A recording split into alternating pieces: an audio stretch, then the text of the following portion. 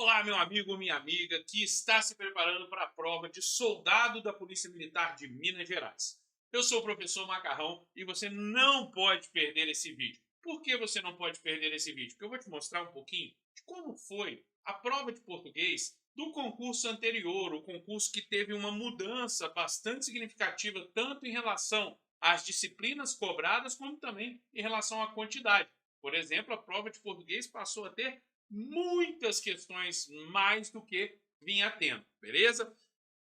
Bom, veja bem, eu quero mostrar para vocês como que, se você estudar corretamente, você vai bem nessa prova. Quem estudou, quem fez o curso com a gente, não tem como ter ido mal na prova de português. Por quê? Porque foi uma prova que cobrou estritamente o que era esperado naquela, eu chamo sempre de exemplo de quadro, né? Exemplo de aula, aquele exemplo que não pode faltar, sabe? Aquela forma de enxergar a matéria que sempre vai estar na aula.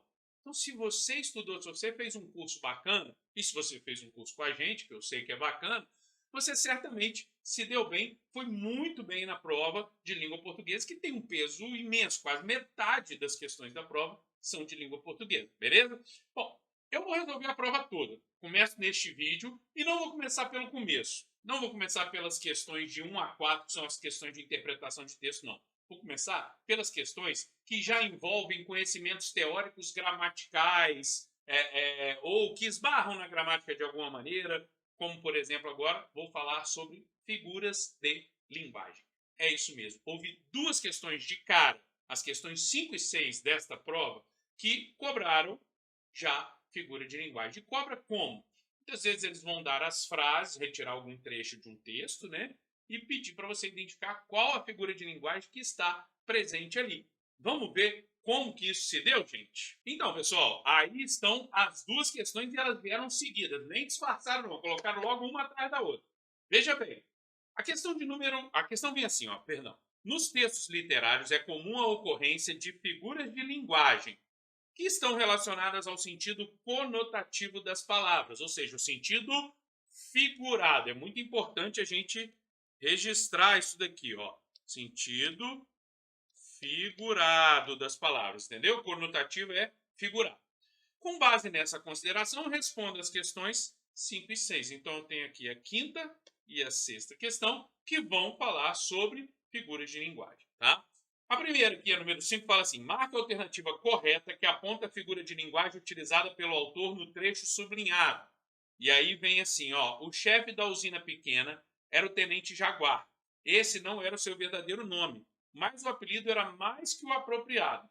2 pontos. Ele tinha mesmo cara de felino, e de felino muito feroz. Ao sorrir, mostrava os caninos enormes, e isso era suficiente para dar calafrios nos prisioneiros. Ele quer saber qual a figura de linguagem que acontece nesse trecho que está sublinhado aqui, beleza? Ok, ó. Ele tinha mesmo cara de felino. Bom, coloquei no próximo slide aqui para gente todas as figuras de linguagem que apareceram nas alternativas da 5 e da 6, beleza? Sendo que essas primeiras 4 aqui são as da questão de número 5. Vamos recuperar, vamos relembrar o que cada uma dessas figuras de linguagem significa, né? O que elas são.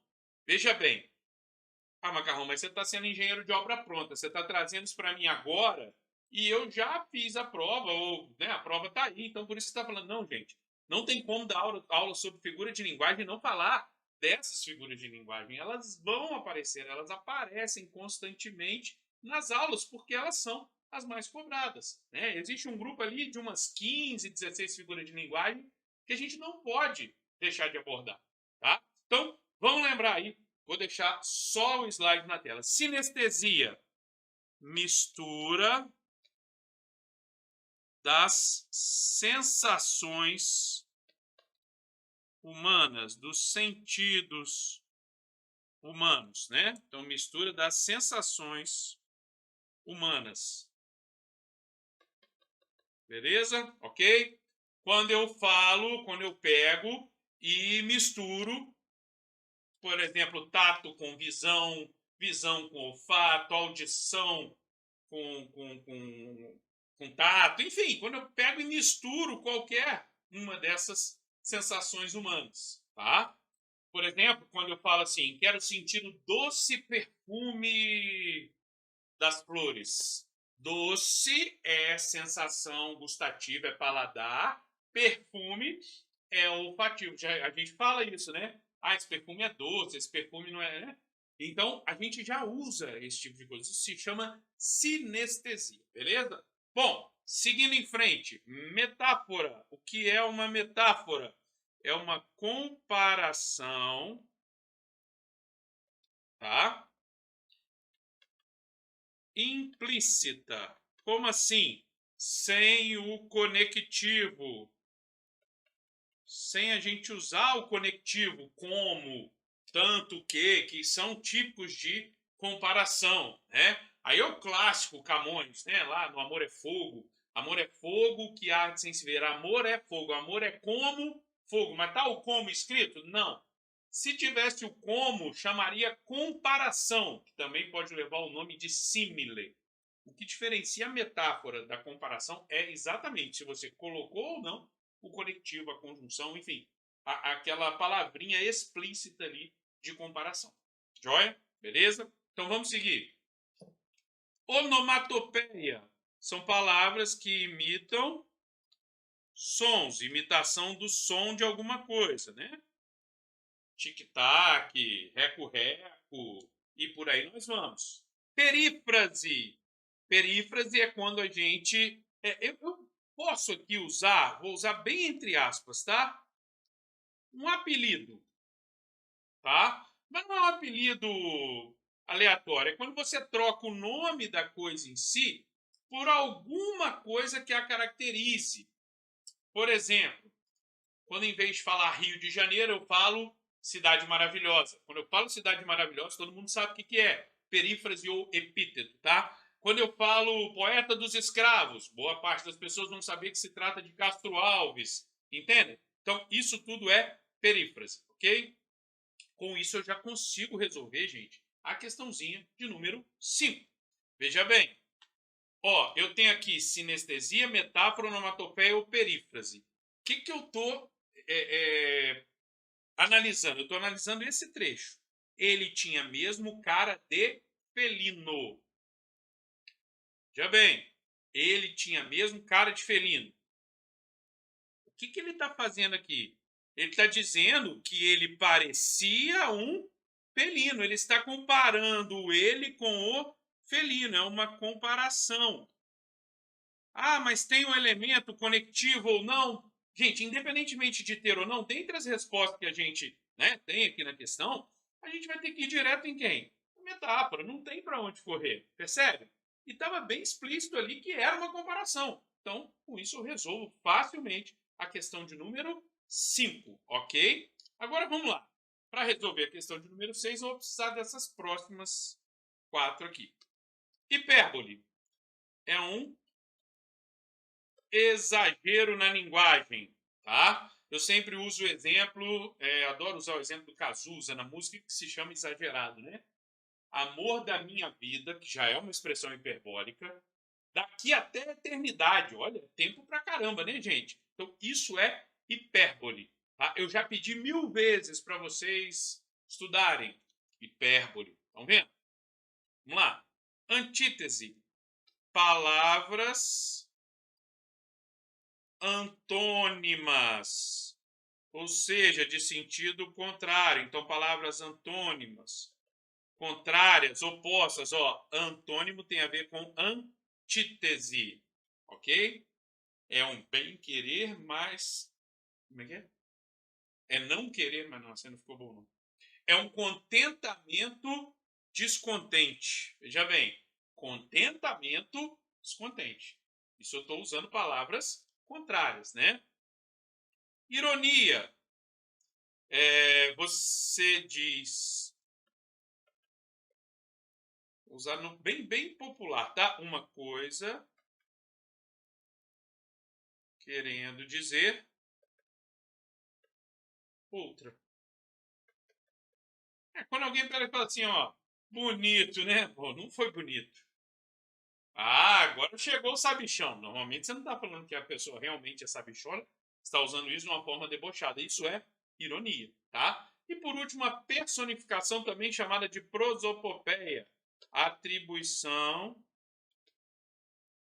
de ações de seres animados a seres inanimados, ok? Atribuição de ações de seres animados a seres inanimados, beleza? Quando eu falo que... pega aí, ó, o hino nacional, boa. Ouviram do Ipiranga as margens plácidas. Está falando que as margens plácidas do Ipiranga ouviram o brado retumbante de um povo heróico. Margem ouve alguma coisa? Personificação, eu adoro falar de Severino. Lembra de Severino? Personagem antigo, né? Quem fazia era o Paulo Silvino. O Severino, cara crachá, né? Faltava alguma coisa, quebra galho. Severino, aí vem o Severino. Aí Severino vai ser a cadeira lá. Então ele está lá na posição de cadeira, ele não se aguenta, vem uma mulher bonita, né? Aquele humor estereotipado de outros tempos. E vai sentar na cadeira. E ele vai, não aguenta, ele põe a mão, ele fala. E aí o diretor gritava: Severino, cadeira não fala, Severino. Né? Então, na verdade, ali eu estou fazendo o quê? Está acontecendo uma prosopopeia ou personificação. Joia, joia? Bom, agora eu consigo resolver a questão de número 6. Vamos ver? Ó, marque a alternativa correta. No excerto, fizeram o possível para me... Deixa eu apagar isso aqui. Me soltar. Falaram com Deus e todo mundo. Com políticos, jornalistas e até generais. A figura de linguagem utilizada no trecho em destaque foi a... Ô, gente, falaram com Deus e todo mundo. Falaram com todo mundo mesmo? Porque tem figura de linguagem que a gente não se dá conta que está exagerando ou que está fazendo a figura de linguagem. Já dei a resposta, né? Aqui rolou um exagero. Você não falou com todo mundo. Quando você falou com Deus, é com todo mundo. Você falou com muita gente. E não é necessariamente com todo mundo, nem muito menos com Deus. Então, a resposta dessa questãozinha só pode ser a letra A, hipérbole. Beleza? Bom, eu fico por aqui, minha gente. Nós vamos agora parar esse vídeo, mas vai ter mais vídeo. Fica ligado aí no nosso canal, na nossa rede social, enfim, as nossas formas de conectar com vocês, porque vai ter mais questãozinha resolvida e vai ter mais dica, mais resuminho, bem bacana para você aí. Gostou? Clica, curte a nossa postagem, segue aí, se inscreve no nosso canal e vamos que vamos, indica para um amigo, compartilha ou vem ser nosso aluno. Né? Nós temos cursos muito bacanas para você que quer ser aprovado no concurso da Polícia Militar de Minas Gerais. Um abraço para você.